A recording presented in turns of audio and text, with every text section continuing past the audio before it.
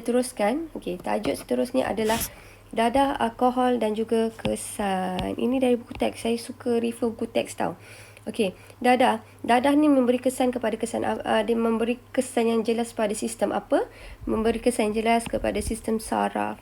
Okay, kesan dadah ni pelbagai. Okey, ada kesan dadah, dia akan menyebabkan degupan jantung, kadar pernafasan, tekanan darah akan menjadi lebih meningkat, hyperaktif.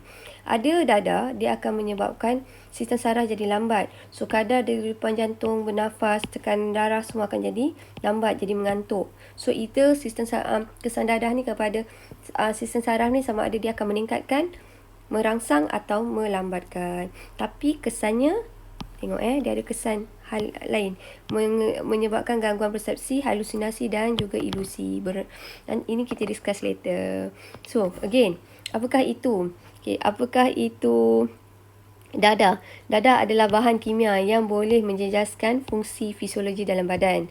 Sebenarnya dadah ni ubat dalam kuanti yang betul kalau kita dapat nasihat daripada doktor. Katakanlah bila masa kita panggil dia penyalahgunaan dadah, bila kita gunakan dadah tu tanpa preskripsi doktor. Okey, just untuk pleasure atau keseronokan.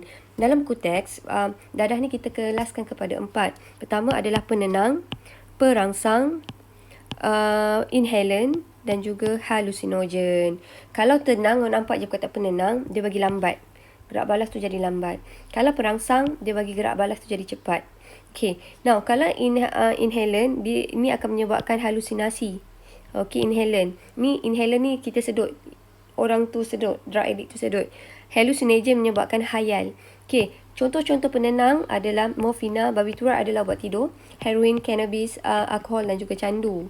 Okey, kalau perangsang, amfetamina, nikotin dalam rokok, kafein ada dalam air kopi, macam itulah. Okey, inhalant, contoh-contoh inhalant adalah aerosol, pelarut bahan gas. Kalau hallucinogen adalah marijuana atau marijuana, LSD, ketamin. Okey, nak yang menarik ada kat sini kan. So, hallucinogen ni akan menyebabkan hayal yang tak boleh di-explain, happy teramat sangat.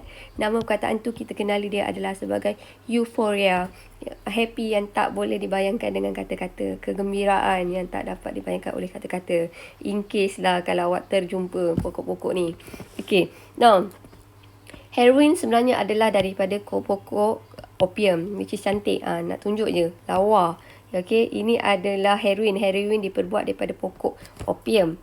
Ini adalah pula ni pokok cannabis. Cannabis untuk menghasilkan dadah jenis apa? Dadah jenis marijuana atau marijuana. So, ini bunga cannabis. Lawa kan bunga cannabis. Alright.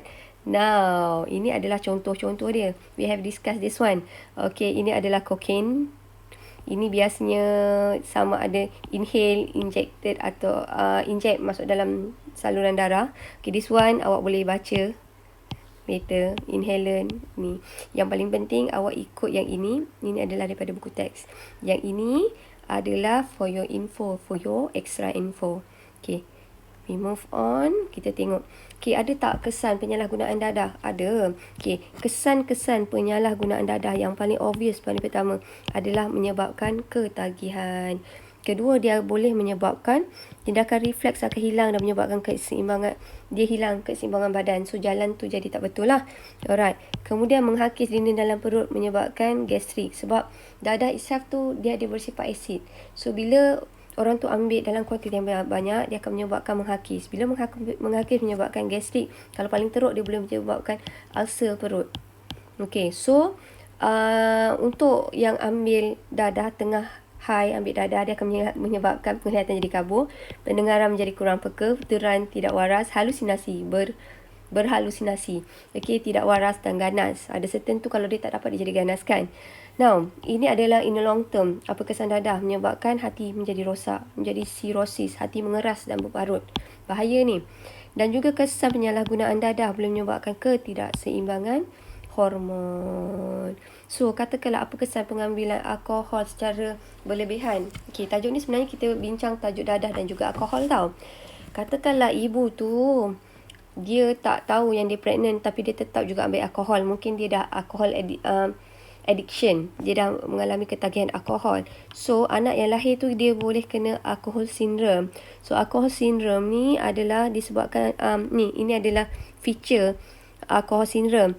Dia punya nose pendek, muka dia flat. And then dia punya jaw ni, tulang ni tidak terbentuk dengan sempurna. Lepas tu lips dia, bibir atas dia adalah nipis. Okay, so dekat sini awak tengok, ini adalah kesan-kesan alkohol. Kesan-kesan alkohol ni dia akan menyebabkan, awak tengok dekat sini, dia boleh block penyerapan vitamin. And then tengok yang ni, yang biasa, dia akan menyebabkan merosakkan hati menjadi sirosis hati. Dan juga sebenarnya dia boleh menyebabkan, awak tengok kat sini, inflame the lining of the bladder. Ni akan senang kata dia akan merosakkan pundi kencing. Okey, ini dia lah. Okey, ini sebenarnya kesan paling utama pengambil alkohol secara berlebihan adalah hati. Dia dekat hati. Okey, dia akan menyebabkan sirosis hati. Hati ni rosak jadi mengeras. Okey, berparut dan juga mengeras. Ataupun dia boleh menyebabkan ulcer. Okey, dia start dulu dengan gastrik, lepas tu luka. Ulcer sebenarnya adalah luka dalam perut. Okey, lama-lama nanti dia akan jadi lebih teruk daripada tu. Okey, dan kita teruskan. Okey, alright. Okey, ini kita dah bincang tadi. Okey, kesan penyalahan gunaan dadah. Okey, ini kita dah bincang kesan penyalahgunaan dadah dan juga alkohol melambatkan atau mempercepatkan sistem saraf. Okey, kita tengok dekat sini. Akhir sekali. Dalam tajuk ni sebenarnya kita lebih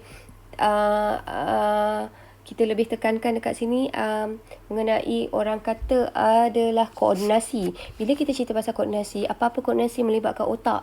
Okey, rangsangan untuk menghasilkan rangsangan dan menghasilkan gerak balas yang control everything adalah otak.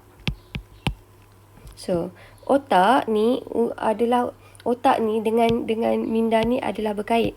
Apakah itu minda? Minda adalah keupayaan otak untuk berfikir ataupun menakul. Menakul ni adalah nak tahu baik atau buruk.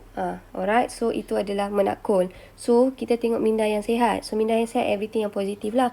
Berdikari, berkasih sayang, bersikap positif, bertanggungjawab dan juga sabar. Kalau minda kurang sihat yang ini semualah. So, macam mana otak ni minda ni boleh jadi rosak? Disebabkan ada dua ni, antara dua faktor ni lah. Tadi macam saya kata, dadah, alkohol.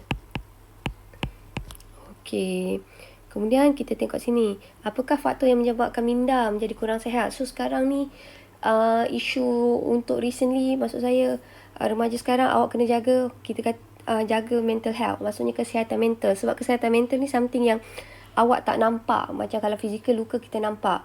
So mental ni adalah something cara awak berfikir dalam otak, cara minda awak. So yang ini awak kena tahu bila masa mental tu okey atau tak okey. So apa faktor-faktor menyebabkan minda menjadi kurang sihat? Pertama adalah tekanan.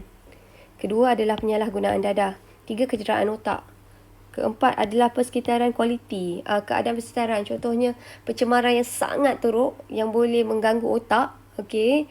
And then kita tengok kat sini, menghidap penyakit, contohnya Alzheimer, ketidakseimbangan hormon, pengambilan alkohol secara berlebihan dan juga tua. Tua ni adalah demensia, macam nyanyuk lah. Okay, alright.